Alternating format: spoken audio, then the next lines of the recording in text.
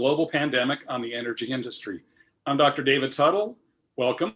The global pandemic has had a profound impact on the energy industry. It's difficult, though, to assess at this time what its total impact will be, but it's expected to be significant. The pandemic is likely to accelerate and reinforce a number of trends. The industry has to rethink the approach to risk management, for example. Today, our distinguished speaker is Dr. Vincent Kaminski. Dr. Kaminski has been a professor in the practice of energy management at Rice University since 2007 and has also taught at the main School of Planning and Statistics in Warsaw, Poland, and the University of Port Harcourt in Port Harcourt, Nigeria. Also, he has a wide variety of experiences in the corporate arena with key executive and leadership positions at Citigroup Commodities, Sempra Energy Trading, Citadel Investment Group, Enron, and Salomon Brothers.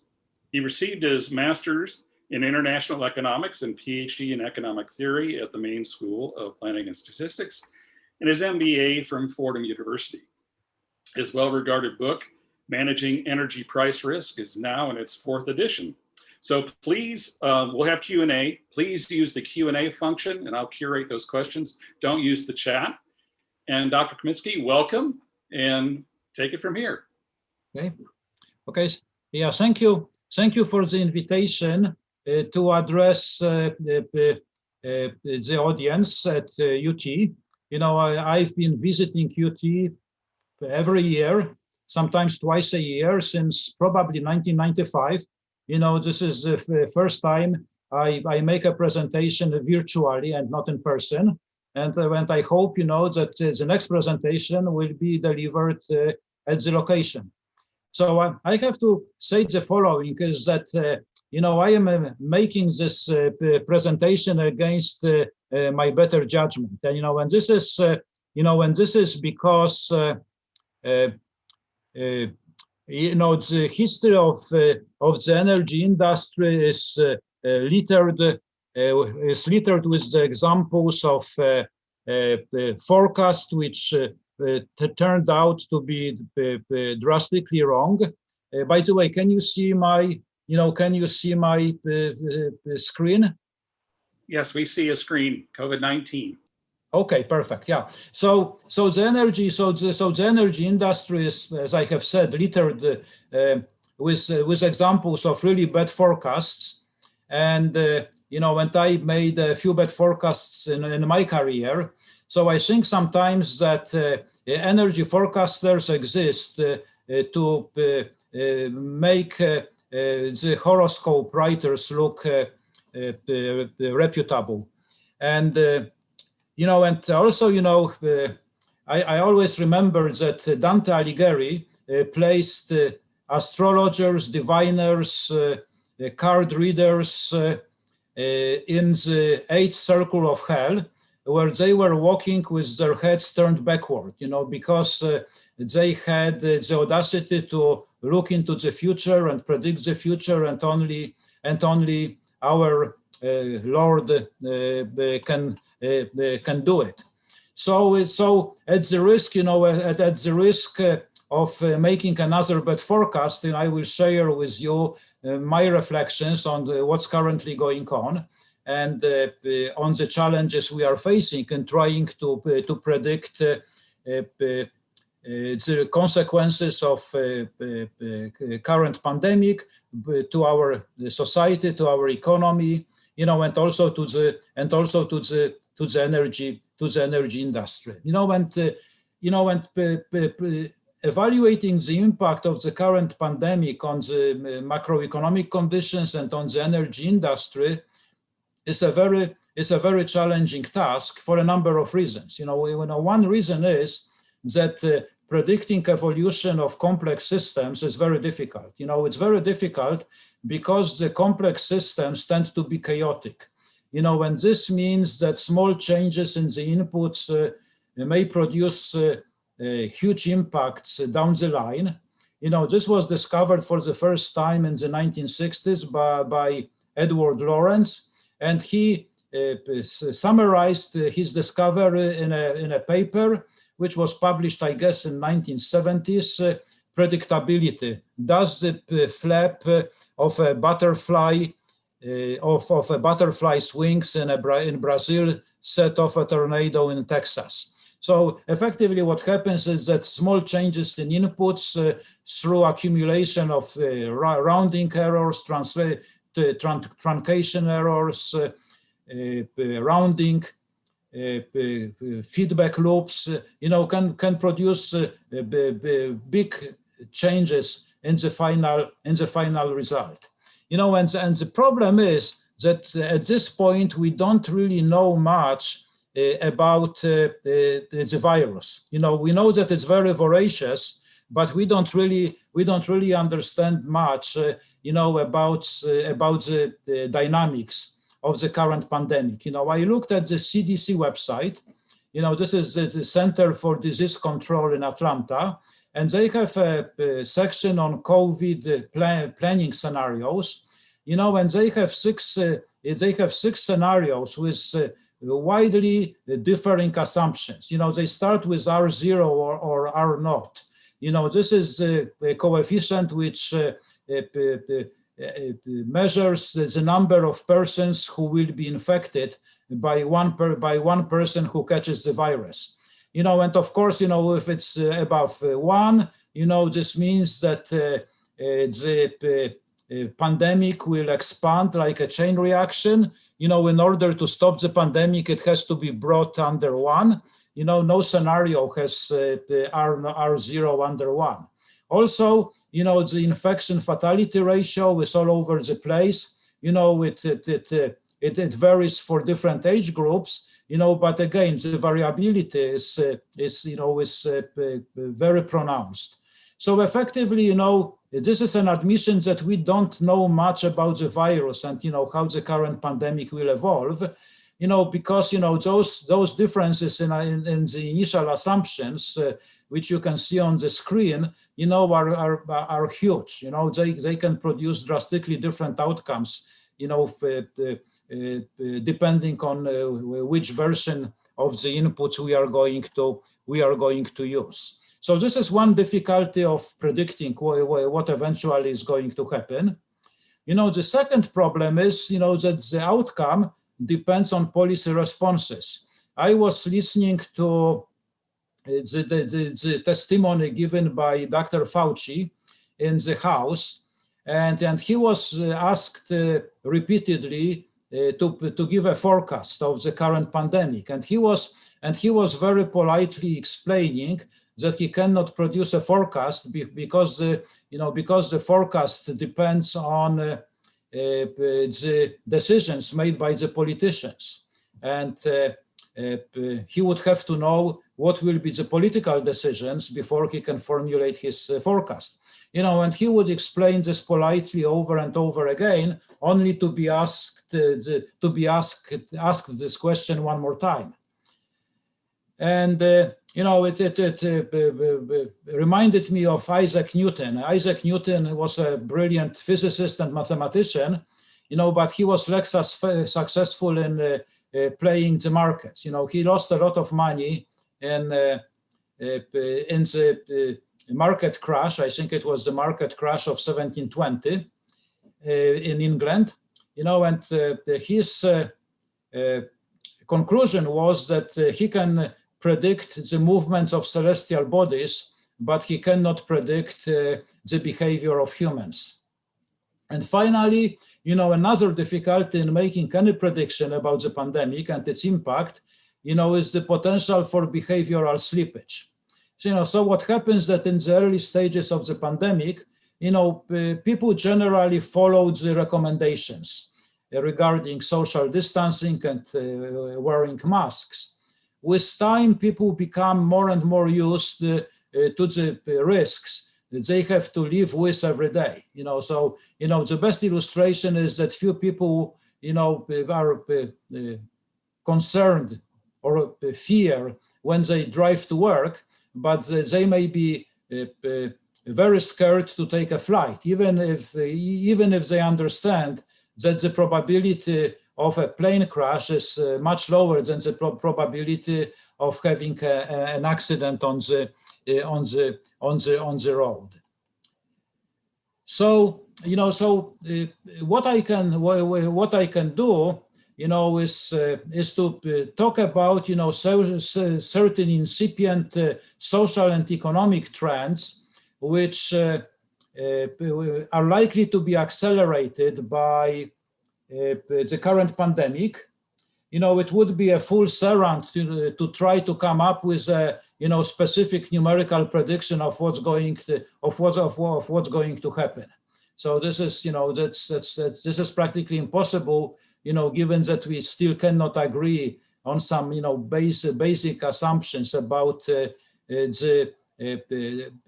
dynamic of the current pandemic. So, but I think that one impact I want to talk about first, is something that is very close to my heart. I spent many years thinking about risk in the financial markets and in the energy markets, building models for risk assessment and risk mitigation.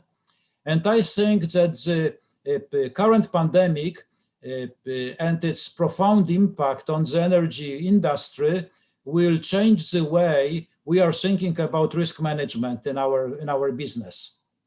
So the first observation I have is that the recent pandemic is not a black swan event. I remember reading in the 1990s books about the coming plague and about the danger of uncontrolled spread of viruses and antibiotic-resistant bacteria across the globe, given how globalized our society is becoming. So I think that the executives in the energy industry will have to start thinking more about the ways, the companies have to be made more resilient, to the risks that have relatively low probability by high severity. Right now, risk management in the energy industry, is based on the models which have been transplanted rather mechanically from the financial industry. The main tool is the so-called VAR, or value at risk. I assume that most of you are familiar with this concept. For those who are not, value at risk system measures maximum potential portfolio loss at a certain probability level. So this means it's not the maximum loss ever, it's a maximum loss with certain probability. So this means that there is always a probability that it can be exceeded, and it can be exceeded to a significant degree. But one shortcoming of value at risk system, is that it's based on VAR, is that it's myopic. It measures overnight or short horizon exposure to price vibrations. And, it's important tool for a highly leveraged hedge fund or the trading desk making huge bets under the disguise of hedging or managing a supply chain. But for an energy company with a strong asset base, the short-term vibrations in prices will not even register on the radar screen. But in my career, I have seen many major risk management fiascos, which were related to the failure to anticipate the changes in the market structure or an evolution of the social and macroeconomic trends. And the example I can give you, I mercilessly, I will not mention the name of the company. It's a big US company which made about 20 years ago a $5 billion investment in the energy trading operation in the UK. And what happened is that they suffered major losses, and they had to walk away from the investment. Effectively they had to abandon their operation in the UK. And what happened is that they made the investment in energy trading in the UK at the time when the market arrangement, the so-called power pool of England and Wales, was replaced by the new market mechanism known as NITA, New Electricity Trading Arrangement. And this wasn't a surprise. It was anticipated for many years.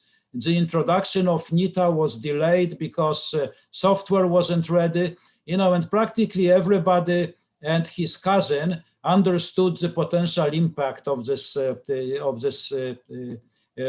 market reform. And the anticipated outcome was a drop in electricity prices.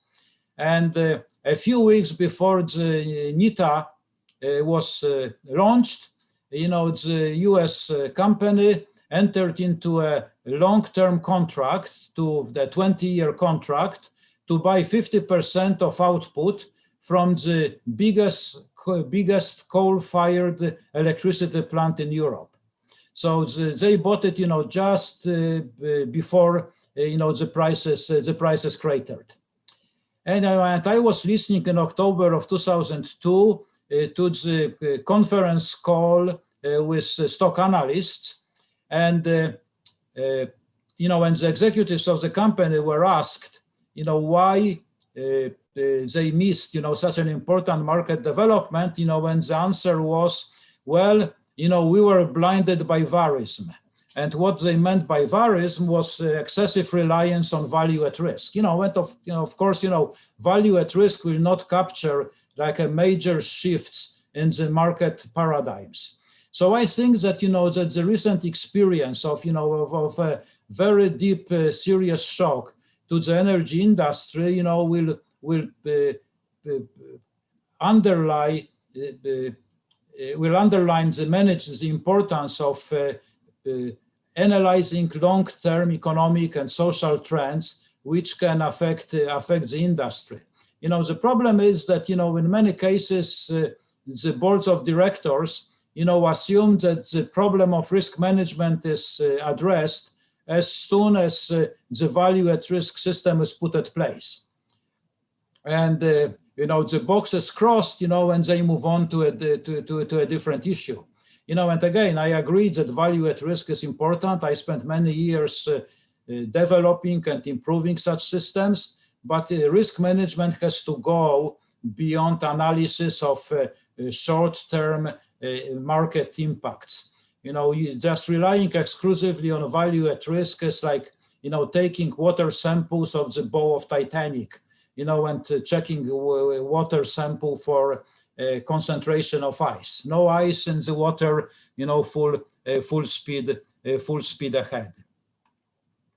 So when we think about the consequences of the pandemic, the first obvious impact is a macroeconomic shock. And this macroeconomic shock is quite profound. It's caused by lockdowns and partial lockdowns that affect the level of economic activity across the globe, and also tend to destroy permanently several industries. It's hospitality, restaurants, travel will be probably affected in the long run. But what's important to recognize that the impact on energy consumption varies from segment to segment. And another problem we have to deal with is the danger of recurring contagion waves of repeated lockdowns. So my fear is, that the politicians, and especially the politicians in Europe, will be fluctuating between panic caused by falling GDP and panic caused by raging pandemic. And there will be no consistent, systematic approach to addressing the challenge, and it will have profound, macroeconomic consequences, which will cascade across all the different industries, including the energy industry. Another complicating factor is that fiscal responses to the crisis vary from country to country. So there was there was a drop in the US GDP, and there was a drop in the GDP of the European Union. Unfortunately, the macroeconomic data is delayed, and it's very difficult to assess the economic conditions in real time, and this is another policy challenge. Also, another problem is that the scale of discretionary fiscal response to the COVID-19 varies from country to country, and I will distribute the slides.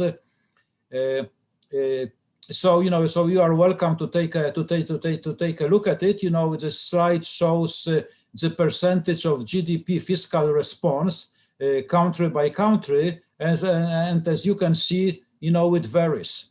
And it varies under the conditions of a really huge fiscal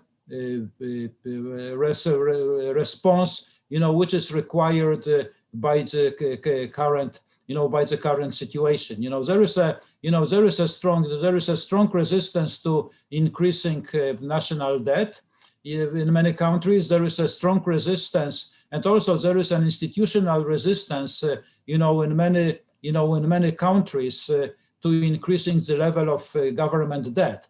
In the European Union, the fiscal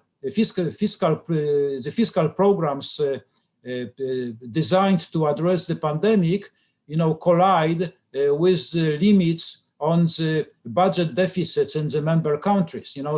So those limits have to be waived, in order to prevent the economy from shrinking. So if you look at the I see there is one question. As anybody would like to ask a question? Well, why don't you go ahead and take that if you'd like? It's from Ehud. Yeah, okay, please go ahead. So the question is, should we be advocating for larger or smaller fiscal response right now? Well, I can give you only my personal view. I think that the fiscal response should be designed on a much larger scale. For a number of reasons. It's like, I think it's social reasons. It's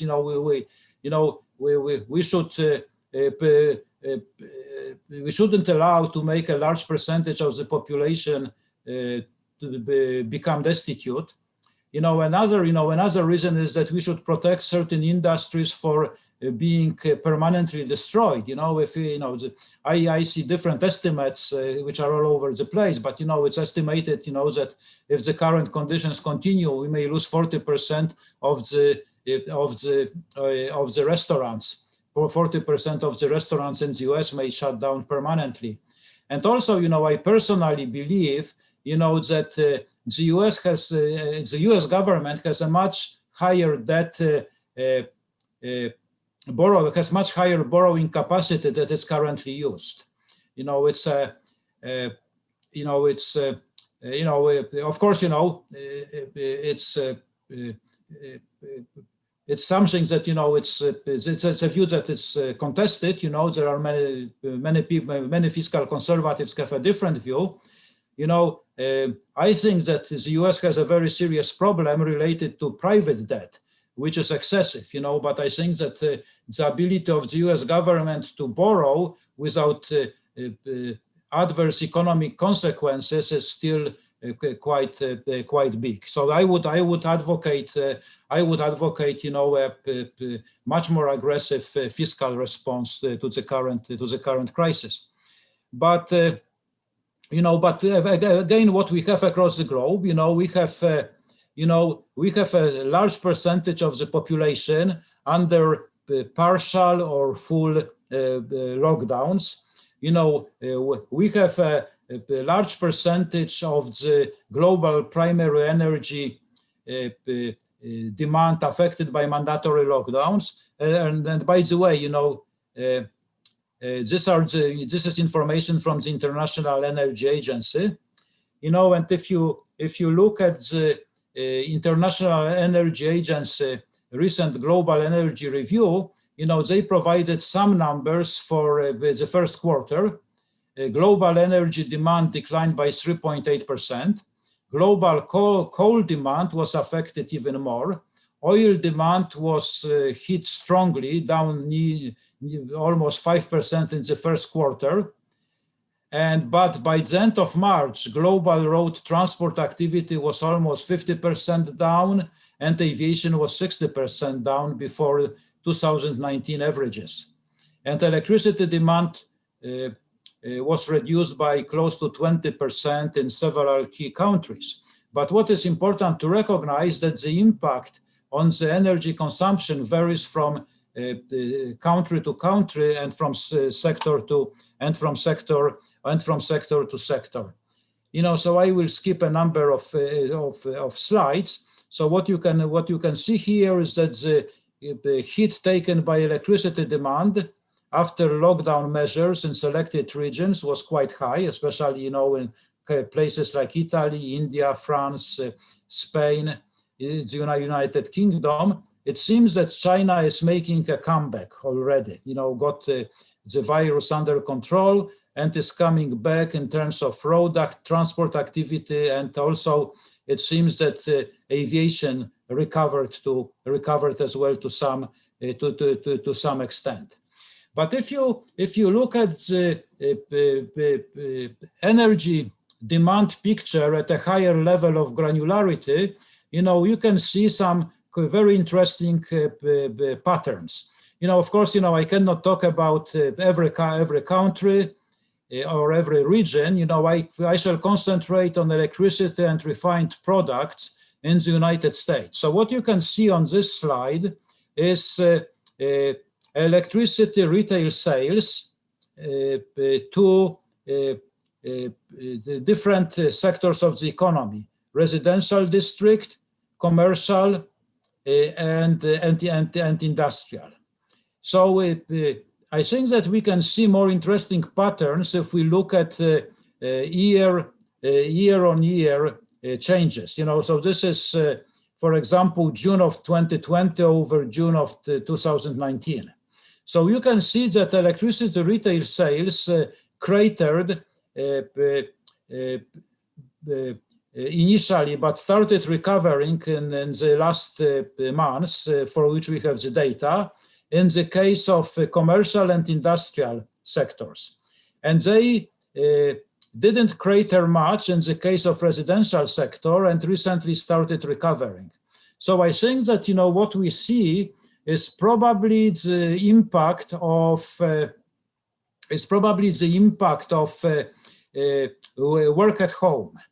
So effectively electricity consumption shifted from commercial and industrial users to residential users. So instead of driving to work and using electricity in the office, I stay at home, and it increases my electricity consumption. So that's so what we see is the change in the structure of electricity consumption, but we also see a change in the daily and weekly load profile. And this is quite important, because the electricity traders and electricity producers and end users hedge electricity purchases and electricity sales at sub-daily levels. So they try to hedge separately peak and off-peak exposures, and also hedge separately super peak exposures. So, and a change in the daily and weekly load profile, can really destroy many hedge portfolios. When you look at the prime supplier sales of petroleum products to different groups for different products, like gasoline, jet fuel, and diesel fuel number 2, you can see the initial drop when the pandemic started, and then the partial recovery. But if you look again at the year-on-year changes, you can see that jet fuel was most affected, followed by gasoline, and the diesel was affected to a smaller extent. The trucks still have to roll, and products have to be transported from the producers to the producers to the end users. Another impact I can anticipate is that the falling energy prices, falling crude prices, and low depressed natural gas prices, we will have a significant and long-lasting impact on the exploration and production industry.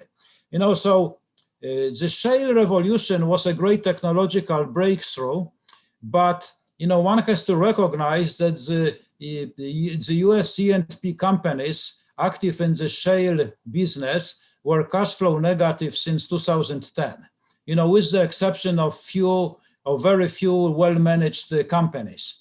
So effectively, the shale revolution happened on a credit card. It was supported by the capital flows from outside the industry, debt and equity capital from foreign investors, from the capital markets, from private equity funds, pension funds. And one problem is that about 2 years ago, the outside investors became quite impatient. They sent a very strong message to the E&P companies. We don't want volumes, we want profits, and we want cash flows, or else.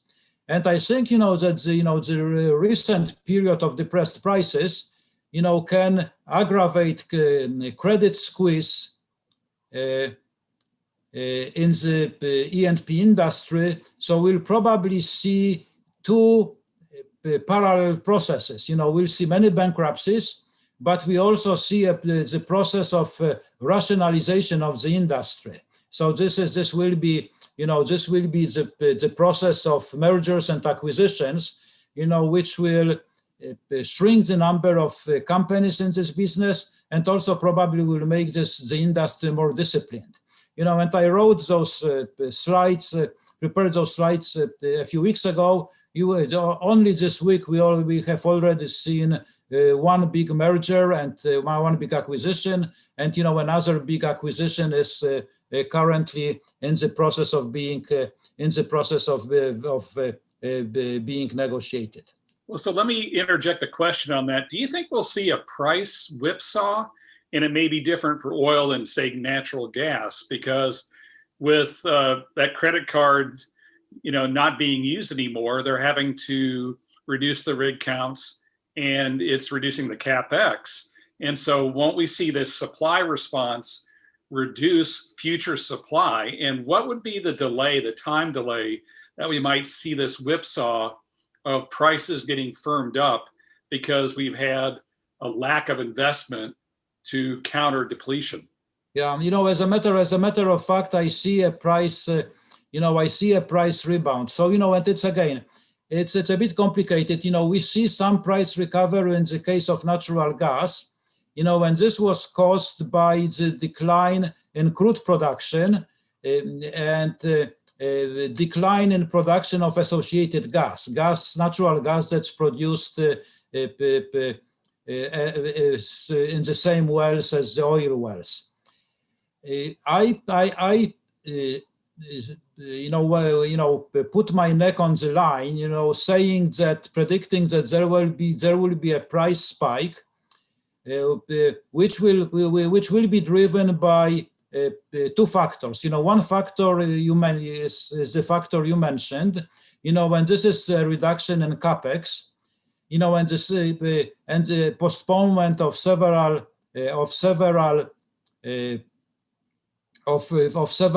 big investment projects.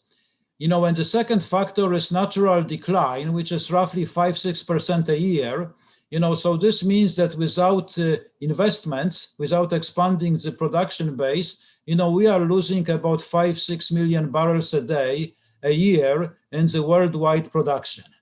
So now the question is, what will happen when the economic activity recovers?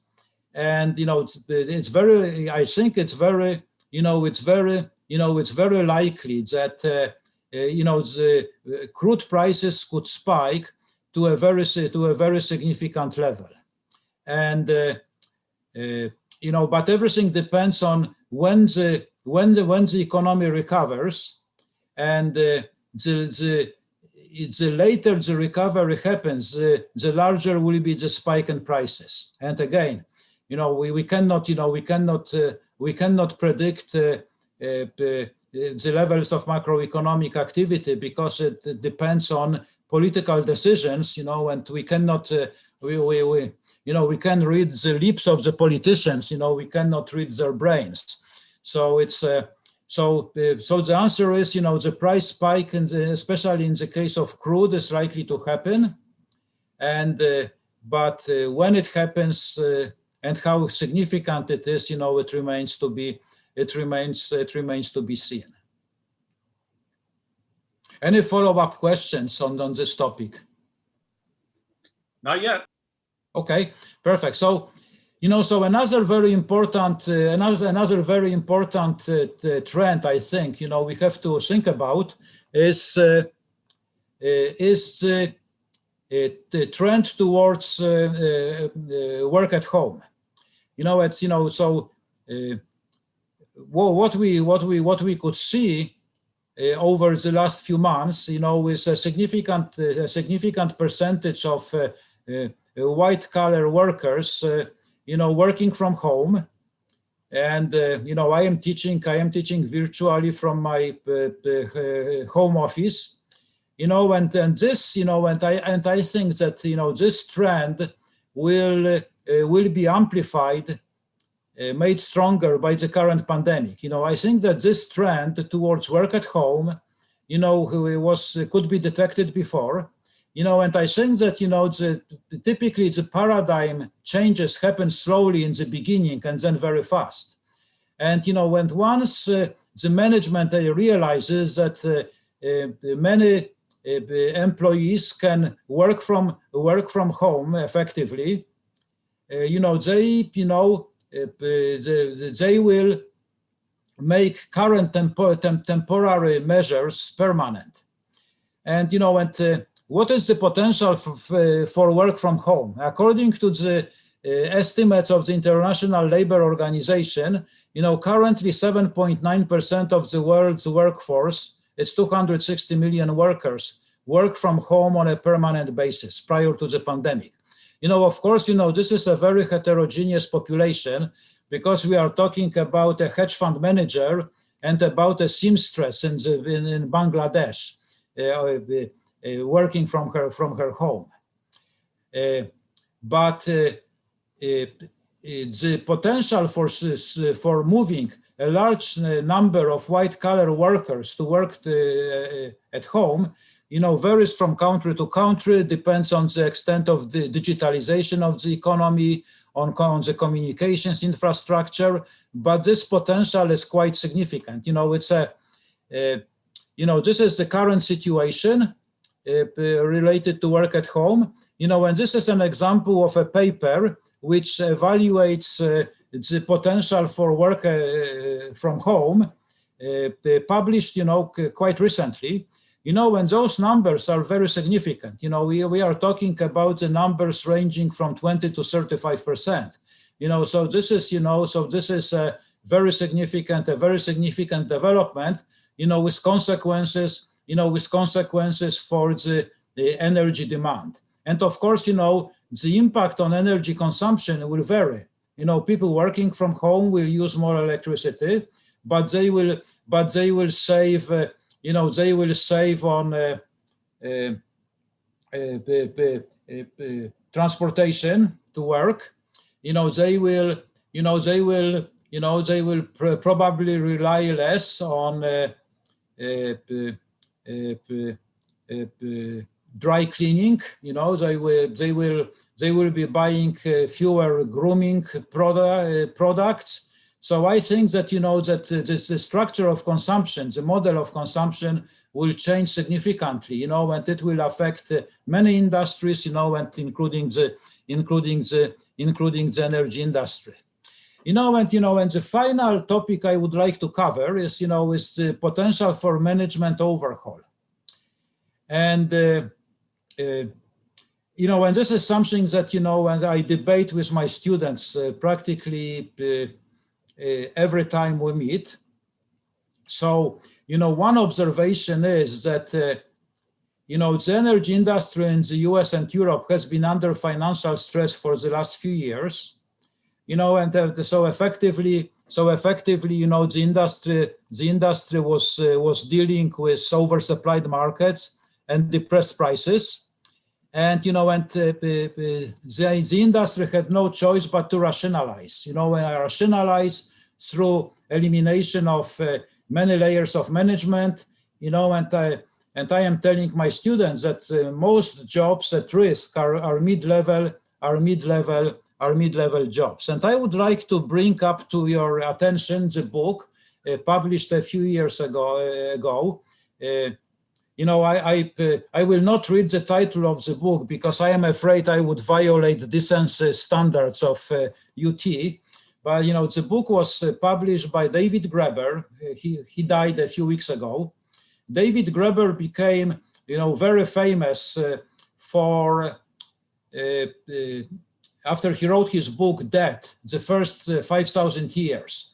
And this book, a very serious anthropological and sociological historical treatise, became an overnight bestseller. And one of the policy measures he was advocating in this book was debt jubilee, debt forgiveness. As a baby boomer who invested his savings in some of the debt instruments, I probably wouldn't agree with David Graeber, but I have to recognize his intellectual brilliance, and this is a citation from the interview he gave to one publication. So he was talking about jobs which are so pointless or even pernicious that even the person doing the job secretly believes that it shouldn't exist. Of course, you have to pretend that's the expletive deleted element, that you kind of have to pretend there is a reason for this job to be here. But secretly you think if this job didn't exist, either it would make no difference whatsoever, or the world would be actually a slightly better place. And he identified a number of categories of meaningless jobs. And he came up with some colorful descriptions for those jobs: flunkies, goons, duct tapers, box stickers, and taskmasters. Taskmasters are the managers who manage the remaining four categories of meaningless jobs. So when I talk to the students, I give them career advice. My advice is, develop hands-on skills, make really important work, try to be employed for a function without which the company wouldn't, couldn't function or couldn't exist. And, and if your job belongs to one of those categories of meaningless jobs, don't ask for whom the bell tolls. It's, many layers of management will be eliminated in the energy industry. And again, I have to say that after I prepared those slides a few weeks ago, I could already see my prediction coming true, through layoffs and attrition taking place right now in many energy companies in Houston. So on a positive note, there is at least, one prediction I made, which wasn't so bad. On the negative note, it's quite depressing, because I still have many friends and many former students who are working in the energy industry. And when I tell my students, that they will operate in the, in the challenging environment, some of them are petrified, and some say, okay, I can function in such world, bring it on. And also, I point out, that whether we like it or not, we'll be going through an energy transition in the next few decades, and somebody has to manage it. And I tell them that if they develop the right combination of skills, and they have to develop a combination of skills, which are typically not taught in the universities under one umbrella. Typically what you have to do, what we have to do is either to develop new types of programs, which are multidisciplinary, combine, the different disciplines, or we have to allow the students to structure their own programs by taking courses in different departments. So I think the energy transition is real. It's going to happen. I don't think we have a choice as a society, but it will require, a new combination of skills. And I think it's my responsibility, to point it out to the students and start thinking about, what this combination of skills would be. So, so on this note, I will stop. I think we are getting close to our time limit, and if you have a question, or if you agree or you disagree, feel free to write to me, and again, I want to thank you for the invitation and the opportunity to talk to you today. Well, sure, thank you. And we have a few questions that have come in. I was waiting until you had a natural pause point. And speaking of transitions, these are relevant. First question is, if more people are working from home, how should renewable energy trends change to accommodate for greater energy needs in homes and perhaps less energy needed in large buildings and businesses? Mm-hmm. Okay, so this is this is a good question, and I think that one thing that we have to accomplish if we want to rely more on renewables and also on different forms of energy consumption. For example, electric cars. We have to invest much more in the infrastructure. We have to invest much more in the infrastructure because and I can give you a few examples. It's estimated that if 25% of drivers switch to electric cars, we'll have to rebuild local distribution networks. We are talking about the most local networks, just between the lowest substation level, because the current system is not adapted to the consumption, to the load profile implied by simultaneous charging and discharging of electric cars. So that's so this is one point. We'll have to rely on the electricity supply from remote locations, and and this means investing in transmission infrastructure and smart grid, which will tolerate electricity flows which are characterized by high level of intermittency. We'll have to invest in production of reactive power. It's a reactive, reactive power, is something we consume along with active power. Reactive power can be compared to the pressure at the risk of greater simplification. It can be compared to the pressure that is pushing active power electricity to the end users. There was recently a blackout in England, which affected London and electric trains and the subway.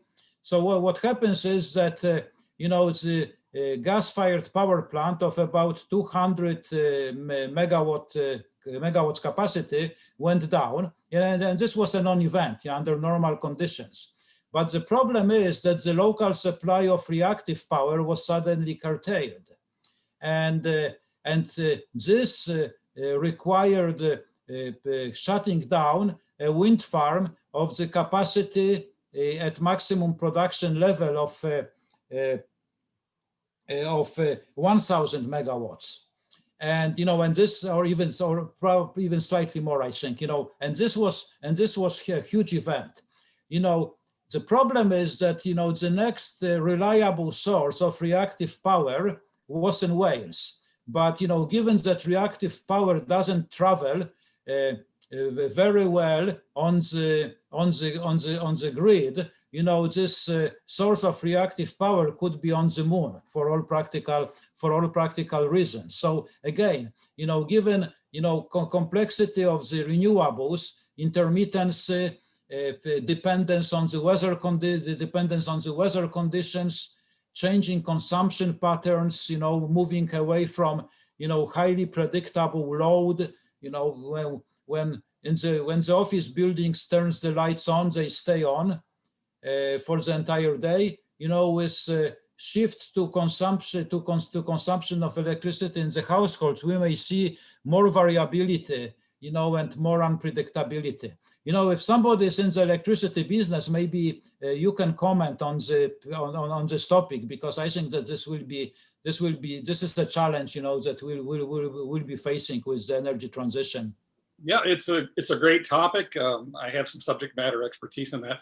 I think the 25% you're talking about having to upgrade. I've been involved with utilities in Texas, and that must be a number without any kind of intelligence applied to the charging, because the vehicles are large, flexible, and intelligent. So with a little bit of intelligence in the charging, there's a lot of non-wires alternatives. Another question, you raised many good points there, from a colleague that you and I both know. In Austin, we're considering, it's on the ballot coming up, a $7 billion bond issue to build light rail in Austin. And the concern is, well, is that a paradigm that's pre-pandemic? And do you think that that kind of thrust in mass transit may be significantly changed in terms of its value proposition in the future? Will it be a meaningful enough change to say maybe we don't need to do that, or there could be a different optimization? Yeah. As a citizen, I would support it. I think, that, and this is, this makes perfect sense for a number of reasons, and of course, we have to address the pandemic first, because I think that people will switch to private transportation for the time being, given contagion fears. But I think that that another issue is that it's there will be strong political opposition to the expansion of public transportation systems. But I think that that it makes perfect sense. The U.S. cities had a great low public transit system in the beginning of the 20th century. It was all taken apart, and rebuilding it will be quite difficult, given political opposition, and opposition of the landowners and the businesses that will be affected by it. But I believe that this is the future. This is we don't have a different choice as a society. Thank you. And by the way, we've seen some interesting topics or discussions out of Houston, since you're in the energy capital of the world, and discussions about the energy transition, the future of Houston, a low carbon future in Houston. Do you have any comments, since you're right in ground zero of that discussion, probably? Well, I would say the following is that I personally I personally believe that the transition to a different energy system will take quite a long time. So it's the fossil fuels still have many things going for them. I think that one advantage of fossil fuels is they are characterized by a high energy density. So this means that we can pack a lot of energy into 1 gallon of gasoline or diesel, and also electricity generation or distribution of energy based on fossil fuels is highly predictable. And also, we have huge infrastructure, energy infrastructure, which took probably 125 years to develop, and it will not be replaced. It will be not replaced overnight. So I think that the recent reports, which warn of accelerated peak in oil demand, are probably too pessimistic for the oil industry. I think I think fossil fuels will be around for much longer, for a number of different reasons, and given the scale of the challenge, the scale of the transition. Having said this, I think that that sometimes it takes a relatively low level of penetration by renewables to have a significant market impact and to be disruptive.